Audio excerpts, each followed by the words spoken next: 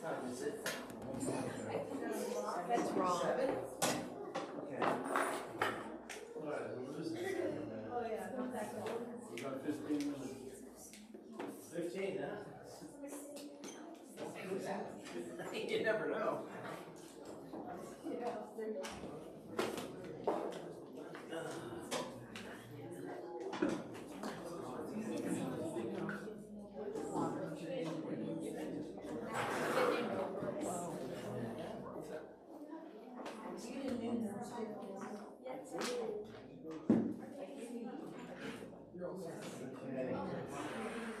We'll,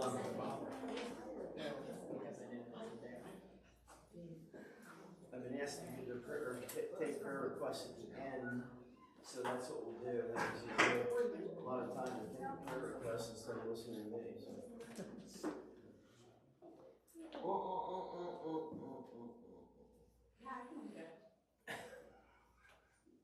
That's contagious. It could be. Okay, I have a prayer request. at the end. Pray for me. At the end. Pray for my, at the end. Yeah, at the end. We don't pray for anybody until the end. You can't No, do but that. I would, I have. Yeah, I He's going to take I me at the will. end. Honest, I will. That's what you guys. I will.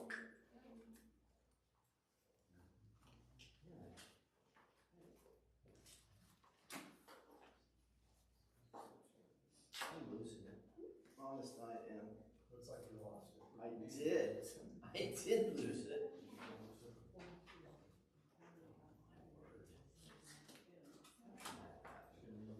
Okay, it doesn't matter. We're in 1 Samuel. We're in 1 Samuel 17. Anybody know what 1 Samuel 17 is about? Yes. What? Choosing David, anointing David. Something else, something bigger than that. Goliath. Yeah. Yep. Verse 17. 1 Samuel 17. Oh, 16. 16 was choosing David, yeah. Yeah, that's okay. We're going to talk about David anyway. The trouble with going into such a well-known section of the scriptures is everybody knows it.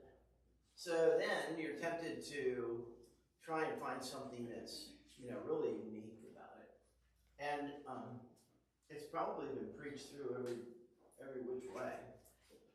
And most of us, okay, let's do this. Let me pray, and then close your Bibles, put your finger in there or something, and we're going to have us a test. Father, would you bless us tonight, please, as we stir up our pure minds to remembrance, not just of a story in the Bible, but an account that was very real. And in doing so, might you be pleased with us, and might we apply it very wisely to our lives. Thank you for that in Jesus' name. Amen. Okay, Bible's closed. I'm going to tell you a story. The setting of David and Goliath is southwest of Bethlehem. That's where it is. I had the privilege, Joe and I had the privilege, and I don't know which one of our kids were with us, maybe not, I don't know who was with us, but we had the privilege of going there. And so often when you see the depiction of Bible stories, the accounts, when I say stories, I don't mean like fabricated, I mean accounts. When you see those, we Americanize them, okay? So, away in a manger. What was a manger? Where was a manger in the time of the birth of Christ? Where? The manger? What did it look like? Oh, it was a feeding trough for animals. Okay, what did the stable look like? Oh, the stable. Probably wrong. Yeah, Cave. yeah, it was a cave. It was a cave. We never depict it that way, but it was a cave. And the manger probably was carved out. Yeah, probably hewn out in the stone. In the Yeah, stone. yeah. So, Feed trough. I'm sorry. A feed trough. Well, that's what it was, but I mean, it's not like we depict a stable, you know, in our mind. It's a totally different thing. So, so how big was Goliath? Go ahead. 6 cubits and a span. Give me it in feet. 10 feet. 9 feet. Approximately. Probably 9. 9 feet would be, the door is 6'8", right? The door 6'8", is that right? Doors are 80 inches. Usually. Huh? 80 inches, whatever. Yeah, I think that's 6'8". Yeah. So 6, 8, and 4 is 7, and 2. That'd be about as tall as the ceiling. So, you know, the average Jew of his day was probably about my height. You know, the perfect height. They'll be this tall. Why not? But, I mean, just to get some idea, we had Wayne Berggriff in, years ago, and he brought that Goliath that's outside of our door.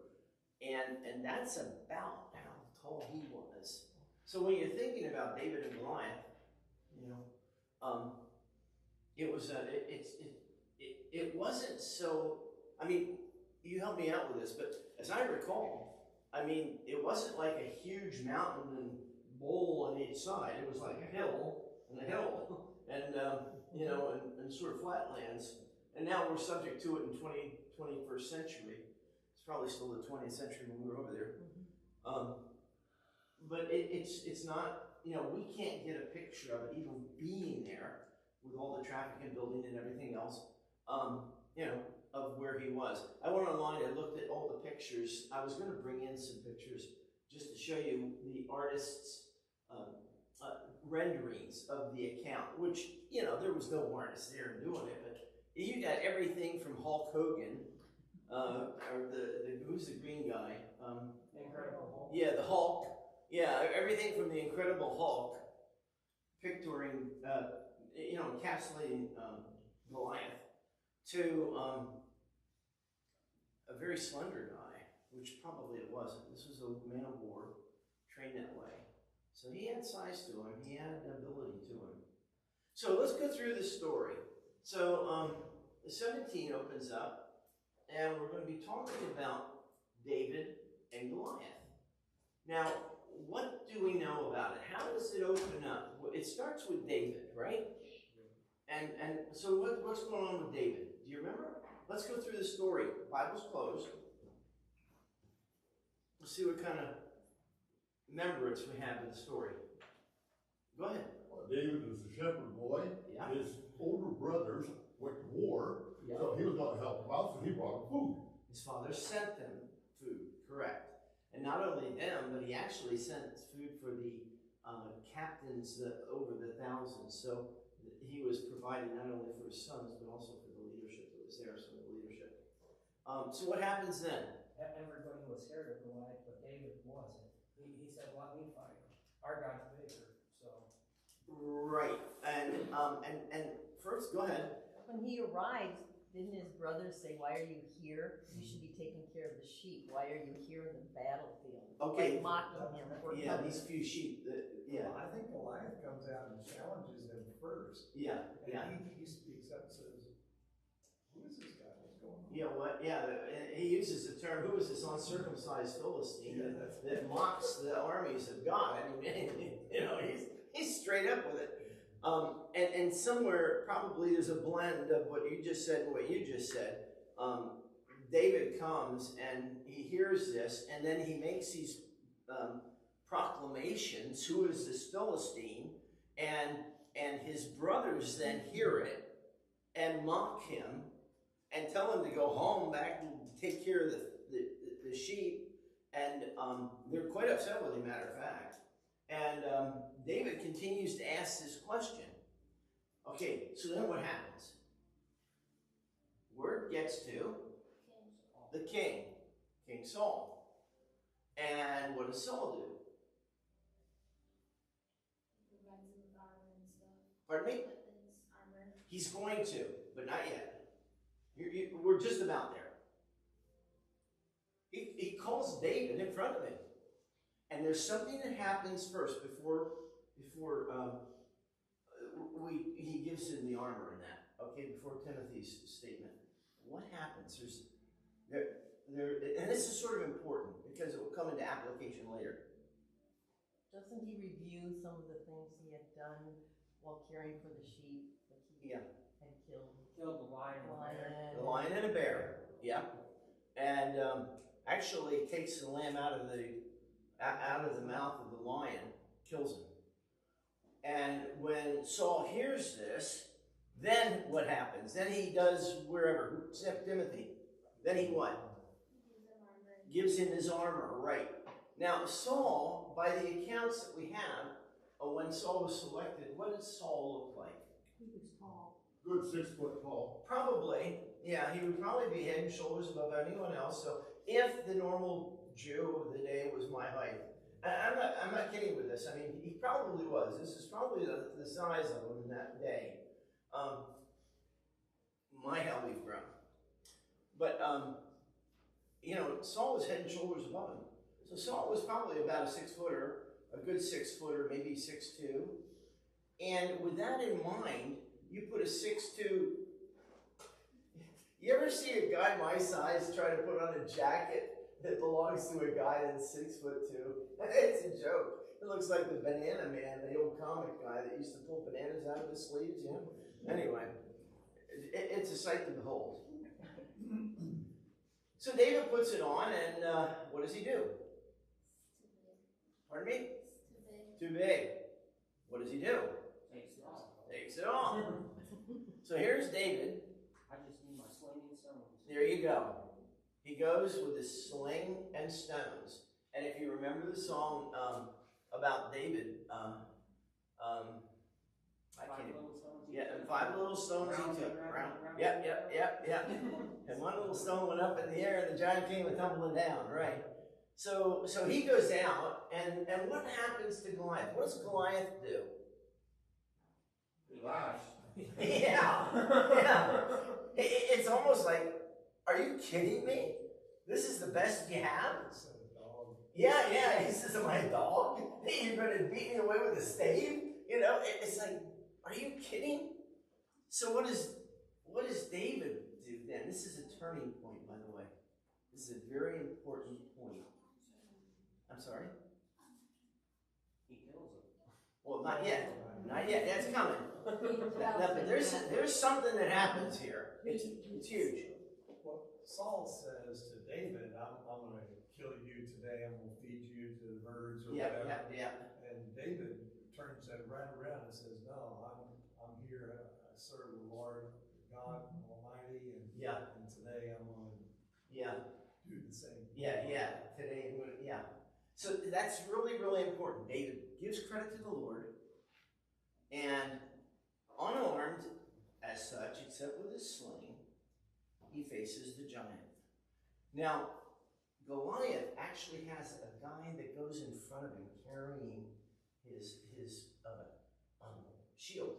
I mean, this guy is loaded. He's like a tank, okay? He would be the equivalent of a light tank or something in war. So he has all this armament, and just ready. The weaver's beam was the size of his spear. I mean, this is not a small guy, and this is not a weak guy. So here he is facing David, and he mocks David, and David goes right at him. And this is what's so interesting about it. The size difference, everything.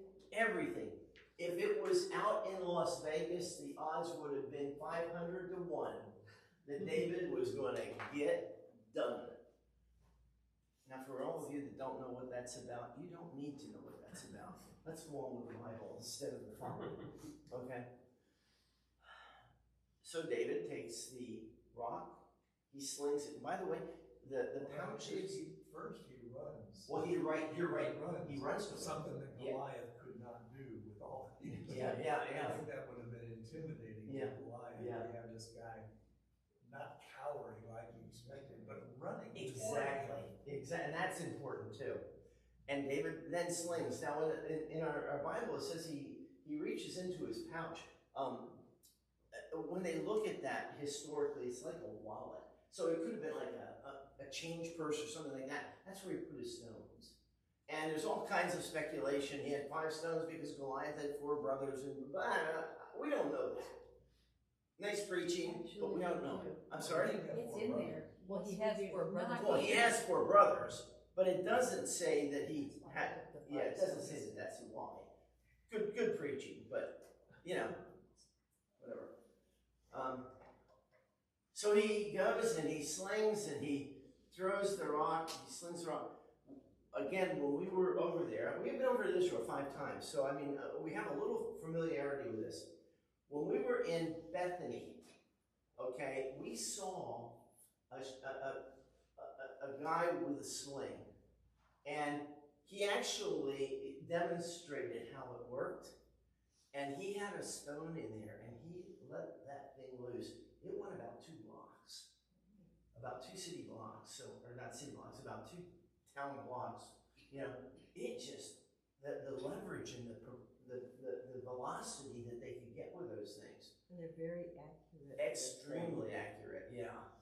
So here he is. David hits the giant in the head. He goes down, and then what happens? Somebody was talking. Cuts his head off. With what? Saul's why? Goliath's sword.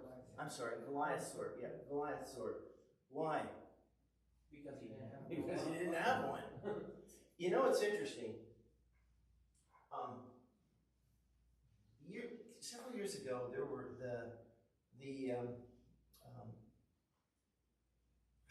what were they? They were one of the groups, one of the Arab groups were taking hostages, and one of their tactics was what? They would behead. And to me, that just was so, I mean, to the American mind, we don't do that stuff. In the day, it was not all that uncommon. Matter of fact, even in battle, there's a place where we'll come to in the future where the city is surrounded, and the only way the city is going to get spared is if they throw out the heads of the enemy. And they'll do it. I mean, when they made sure that when they went to battle, they went to battle. There were not rules of engagement like we have today. Of course, there weren't weapons like we have today either, but it's quite interesting. And a lot of the artwork that's done to try to depict this stuff will actually show David with holding Goliath's head by the hair. That's pretty gruesome. So if any of you have nightmares tonight, you know who to blame. David. Okay, now we've gone through and we've rehearsed this. I'd like to go through and just point out some areas. Now, I really did have notes on this, and I really thought I had them with me.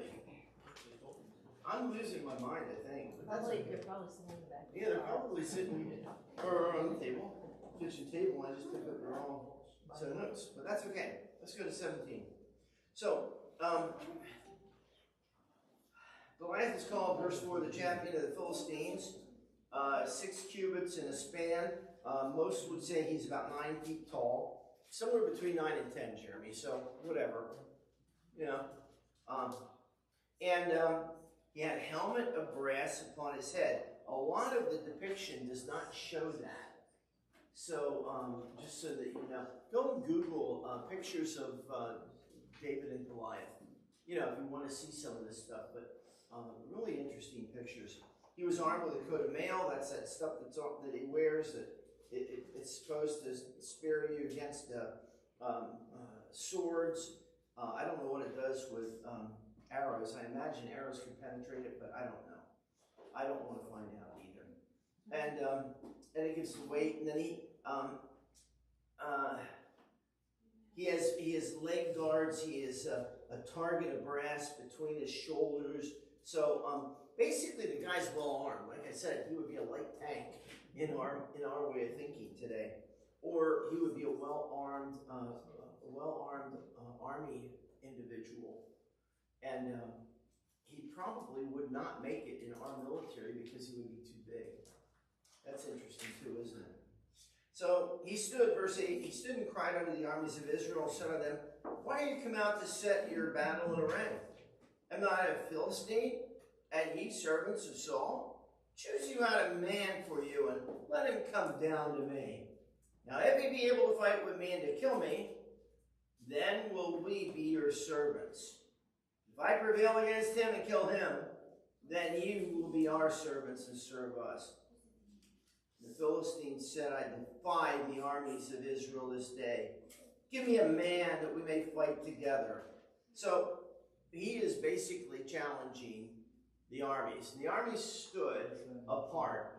Now, when it's one hill and the other hill, again, it was probably, I would have guessed, a good mile between those hills. A good mile. And they must have, I mean, I'm thinking aloud. This isn't Bible, but I mean, it's logic. They must have come together somehow in array. Or one of the armies approached, and it would probably be the Philistines, approached the Israel. And somewhere, and I did not see it, but somewhere there was a brook that flowed through there. And it could have dried up. They call them wadis. And depending on the time of year, it could have been a dry bed, which is not at all unusual. They still would have been a wadi. And that's what David wanted to pick up these stones. So, verse 10, the Philistines said, I defy the armies of Israel this day. Give me a man that we may fight together. Well, when Saul and all Israel heard those words of the Philistines, they were dismayed and greatly afraid. Now, I want to bring attention to this verse, because a lot of times in application, when people say, David and Goliath, or you go through troubling times, who is your Goliath? You understand where I'm going with that? They almost make a situation, they personify a situation with this account. Who is your Goliath? What's your problem today? What are you going through today? It seems insurmountable. It seems like you can't possibly win. What's your Goliath? Well, one of the reasons that is almost amplified is that Israel's army was afraid. Can I tell you something? Half the time the problems that we face, we don't go at them right because we're afraid of them. Now, why shouldn't we be afraid of them? Greater is he that is in us than he that is in the Mm-hmm. I am with thee, I will neither leave thee nor forsake thee. Mm-hmm. And we know that all things. Mm-hmm. Yeah. If I die. Yeah. For me to live is Christ and die is gain. So and I belong to Him anyway. And sometimes I really feel that we forget about this, and the situation overwhelms us to the place that we get afraid of it, rather than face it, looking at how God is going to use it. Does that make sense? And it's easy to say, isn't it? It's the pits to have to go through, but it's easy to say. But really, it's a matter of faith. It really is. It's a walk of faith. And we're going to see that really contrasted in the next few verses between David and his brothers or his fellow Israelites. Let's keep going. When Saul and all Israel heard those words of the Philistines, they were dismayed and greatly afraid. Verse 12. Now David was the son of that Ephrathite of Bethlehem, Judah, whose name was Jesse. He had 8 sons, and the man went among men for an old man in the days of Saul. And the 3 eldest sons of Jesse went and followed Saul to battle, and it goes on. David was the youngest, and the 3 eldest followed Saul. David returned and went to his father's sheep. The Philistines drew near in the morning and evening, presented himself 40 days. So 40 days he was haranguing Israel and mocking them And 40 days they did not have one man stand up and say, "We are the army of the living God." Not a one. Can I tell you something, folks? I've been in ministry for over almost 45 years. Led my own flock, Christ's flock, but led as a senior pastor for 40 of those years.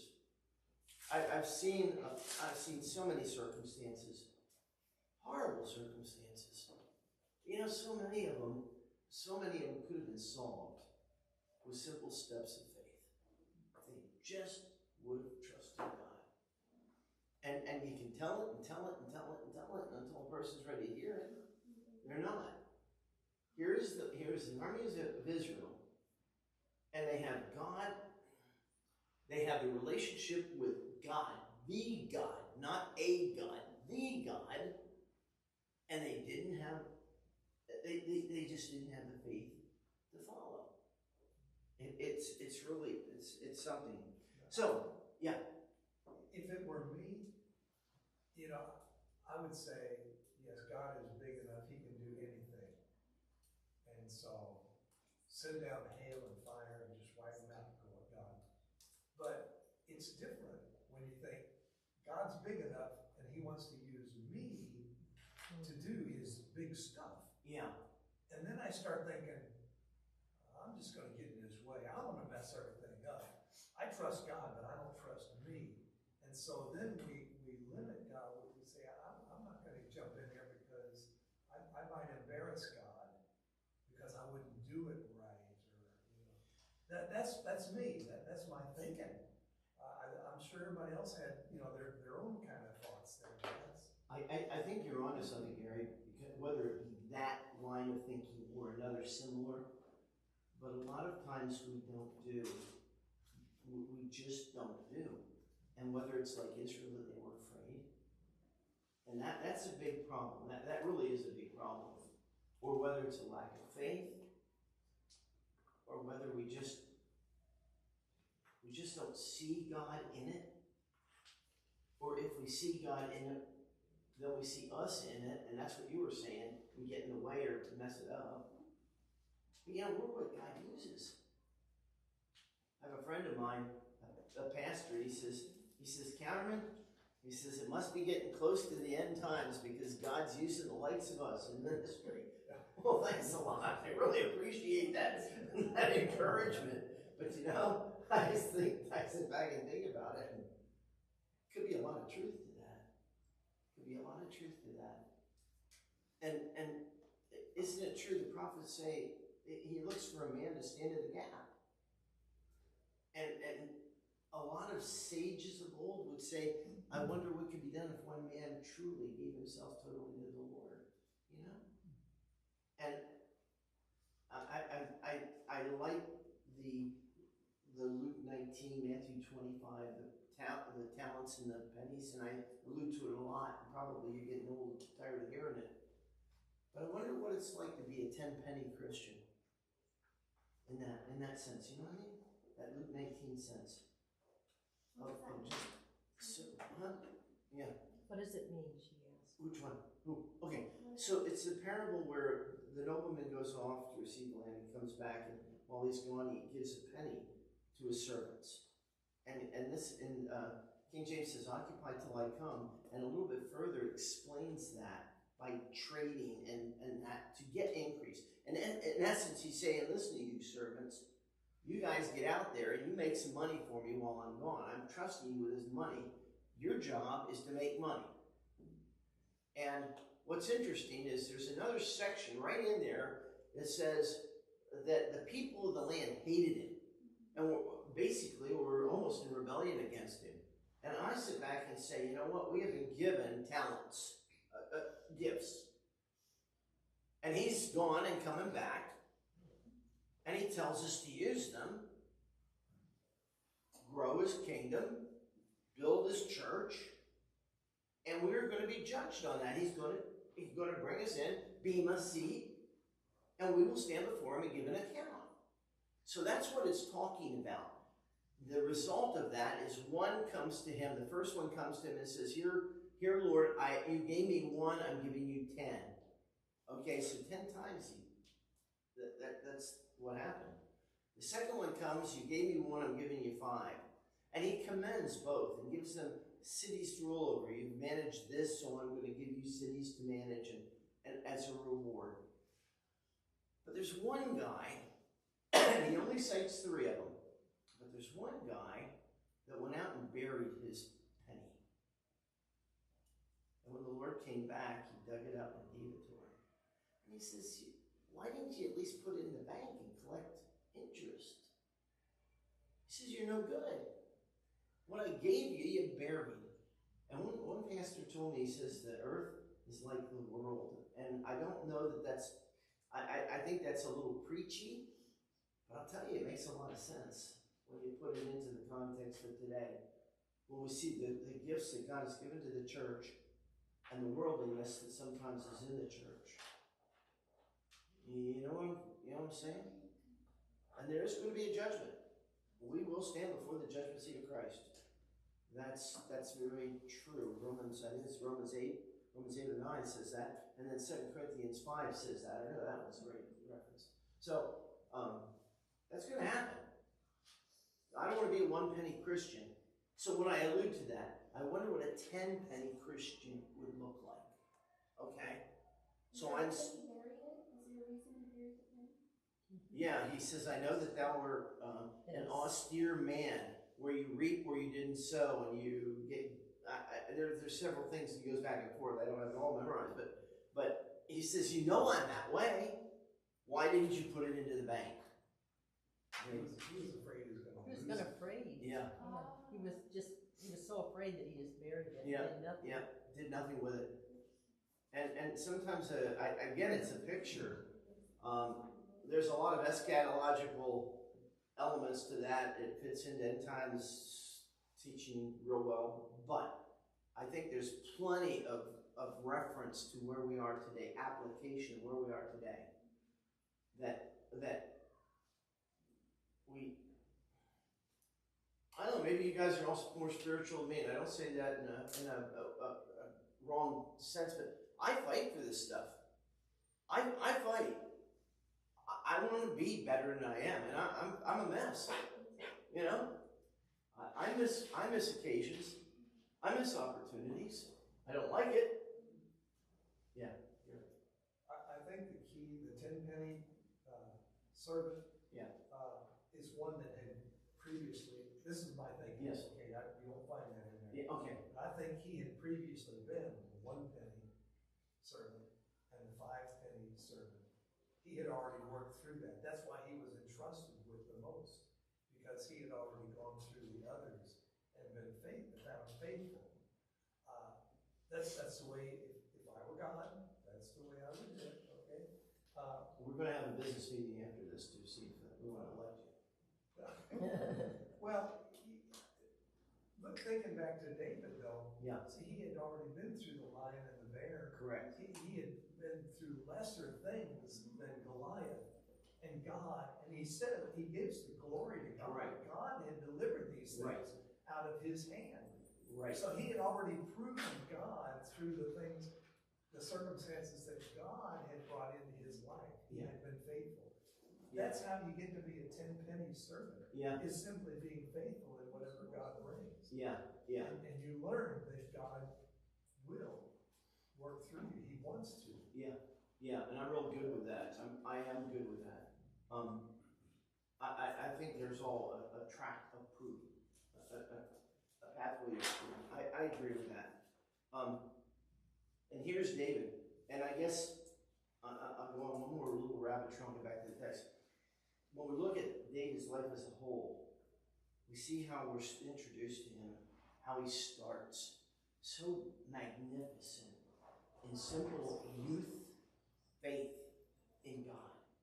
Youth faith in God. And then as he gets older, I think he gets dumber personally. I'm sure of it, because, yeah. And these are some of the many runs into problems, but there's a tremendous contrast in his old age. Anyway, let's get back to this. So Jesse, verse 17, David's dad, he says to David, take now for thy brother an ephah of this parched corn, these 10 loaves, run to the camp to thy brethren, carry these 10 cheeses unto the captains of their thousands, and look how thy brethren fare, and take their pledge. Now Saul and they and all the men of Israel were in the valley of Elah, fighting with the Philistines. And David rose up early in the morning, left the sheep and with a keeper, took and went as Jesse had commanded him. He came to the trench as the host was going forth to fight, and shouted for the battle. For Israel and the Philistines had put the battle in array, army against army. David left his carriage in the hand of the keeper. The carriage ran into the army and came and saluted his brother. So, from verse 23 on, this is where things start to happen. Goliath challenges him. David starts asking questions. Verse 25, the men of Israel said, have you seen this man that has come up? Surely to defile Israel is he come up. And it shall be that the man who kills him, the king will enrich him with great riches, will give him his daughter, make his father's house free in Israel. Well, David spake to the men that stood around him, saying, what shall be done to the man that kills his Philistine? Takes away the reproach from Israel. For who is this uncircumcised Philistine, that he should defy the armies of the living God? Now, right away, David isn't looking for the gain. David is looking to defend the name of his God. I wonder how that would change things. If we were always looking to defend our God, rather than worried about what it might cost us. You follow that? And I don't know that I'm wrong in thinking that way. So the people answered him after this manner, saying, so shall it be done to the man that kills him. So then his eldest brother gets mad, gets in his face. That's verse 28. That's the paraphrase of it. Verse 29, David says, what have I now done? Look at what he says. Verse 29, I think is absolutely fantastic of David. Is there not a cause? Can I ask a question? I'll ask it of me. Is there not a cause? Is there no cause today? Yes. Like what? We'll put out the thing. We can start off with abortion, which is legalized murder. Okay. That's a cause. Man and man, or woman and woman. That's another cause. Shall I go on? Okay. It's the same cause. It really is. God is glorified. Is there not a cause to stand for Yeah. the one we serve? Yeah. As a general, Yeah. there are different areas like Yeah. Jim was saying, You're going into the abortion, specifics. morality, whatever. We can go right through. This is the underlying element is God is being mocked. The Word of God is being mocked. On my computer, I have a letter that I started. I'm going to send it to every member of Congress, and I'm going to send it to the president. Now, you know it's never going to get there. But I'm just going to say it's about time that you people start acting like statesmen instead of hoodlums with a foul mouth and a degenerate spirit. I'm sick of it. And that's not a political element on one side or the other. It's both. Shame on these people. What in the world are we doing? I mean, there's godly people in Congress. Don't get me wrong. But my word, the garbage that comes out of there anymore, it's ridiculous. Okay, let's keep moving. That's enough of the soapbox for today. So anyway, we're getting down to, what have I done? Is I clause 29. He turned from him towards another and spake the same thing. After the same manner, the people answered him again, former manner. 31, when the words were heard which David spake, they rehearsed them before Saul, and he sent for him. So David says to Saul, let no man's heart fail because of him, that's Goliath. My servant will go and fight with this Philistine. Now can you see big Saul, little David, and the big Goliath? I mean, that's the dynamic that's going on here. If I would be Saul, number one, I'd be ashamed of myself. I mean, I'm the king, I'm the big guy in Israel, and this little shepherd he's saying what I should be saying. He's willing to do what I should be willing to do. And Saul has sort of lost his place with God right about now. So Saul, encourager that he is, verse 33, says to David, "Thou art not able to go against this Philistine to fight with him." So I want to stop right there. What's the matter with this? What's the matter with this? David's just a child. Okay. Well, a little older than a child. Well, he's a teenager probably, yeah. So, that's not the problem. Saul doesn't see God in it. Saul doesn't see God in it, and therefore, what does Saul do? He looks at the man, the boy, Yeah, and he says, "There's no way. yeah, You don't have it in you." yeah. Encourages him or discourages him? I wonder how many times churches don't do what churches could do because of discouragers. Is that a fair question?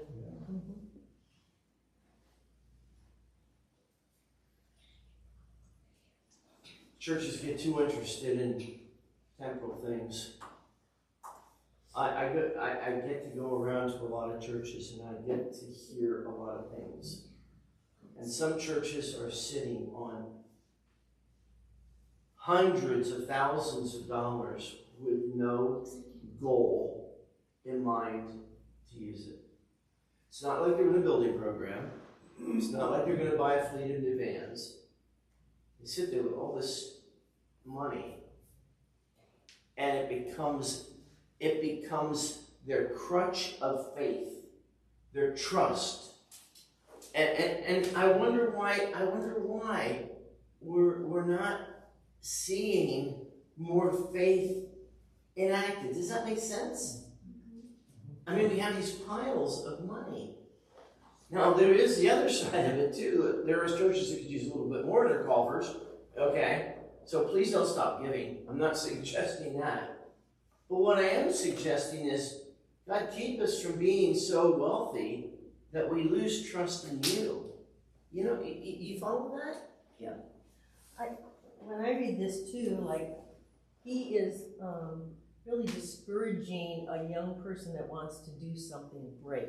So even if you take it out of the church realm, like you just did, and even take it out of the monetary, how many times do we make comments that discourage young people, or that discourage our family members, or our husbands or wives, or our parents, or whatever? We make some snide remark, or just off the cuff, or even our siblings, like, yeah, whatever. Yeah. When they have big dreams or they have big desires, and especially to serve God, sometimes I think we're very short-sighted in not encouraging them.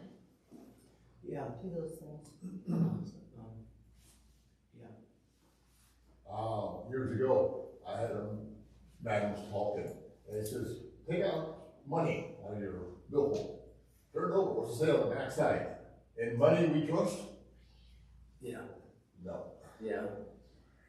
Yeah. I'm going to have to end here because we have any time for prayer. But the best is yet to come. Where am I? 30. What was that? 33. 33. Thou art not able to go against this Philistine. That's where we're at. I'll pick it up there next time we start. You know, I guess there's a couple of key phrases here that I just want you to think on. Let's not be the discouragers. Let's be the encouragers. Let's not look at things through only man's eyes. Let's look at them through eyes of faith at what God can do. I'm shy. I don't want to give my testimony and join the church that way. We'll get past it. God's able to help you. My makeup's going to run if I get baptized. Get past it, you know? and obey God. And these are little things, okay? These are just, they aren't little, but they're entry level. Imagine when God, what's your Goliath? What's your Goliath? What's keeping you from being the 10 penny? Yeah? What's your Goliath? I don't know, it's just something, I think this is the way you got to approach this, because these things were written for our admonishment. And we look at it and we can put it into our context and say, you know what? There's a lot of truth in application. There are Goliaths out there that come in all shapes, forms, and sizes, all things that affect our lives. But there are still Davids out there, and there's still faith, and there's still the living God. And I just think that sometimes we have not, because we ask not. Sometimes we don't fill ourselves with the Spirit of God, and therefore we don't exercise faith the way we could. Just some ideas. Father, would you bless us, please? We really do want to be used of you, and we want to be people that can be seen as faith-filled. But help us to manage our Goliaths. Help us not to be afraid. Help us to cast our cares on you. Help us to trust in you. Help us to be willing and embrace your outcomes, because you know what they are, and you're using us to get there. So help us not to burden ourselves in things we can't change, and they're really not our business. But help us to strengthen ourselves in faith and desire to serve the living and true God. Help us to be good soldiers in the army of Christ. Thank you in Jesus' name. Amen. Let me see, I haven't